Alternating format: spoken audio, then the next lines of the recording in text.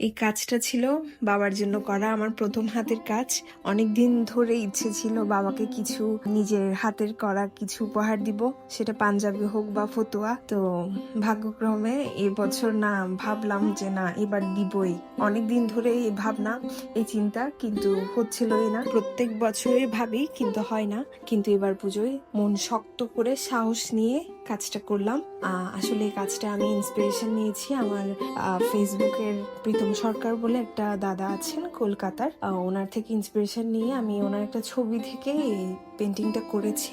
দুর্ভাগ্যবশত এই কাজটা করার সময় আমি কোনো ভিডিও বা ক্লিপস নিতেই পারিনি। শেষ করার পরে কয়েকটা ভিডিও ক্লিপস নিয়েছিলাম আর সাথে বাবার কিছু ছবি নিয়েছিলাম। এই তো এই অবধি। কেমন হয়েছে অবশ্যই আমাকে কমেন্ট করে জানাবেন। আর সবাইকে ধন্যবাদ আমার ভিডিওটা দেখার জন্য। পরবর্তী অন্য কোনো ভিডিওতে দেখা হচ্ছে। সকলের সুস্থতা কামনা করে আজকের মতো বিদায়।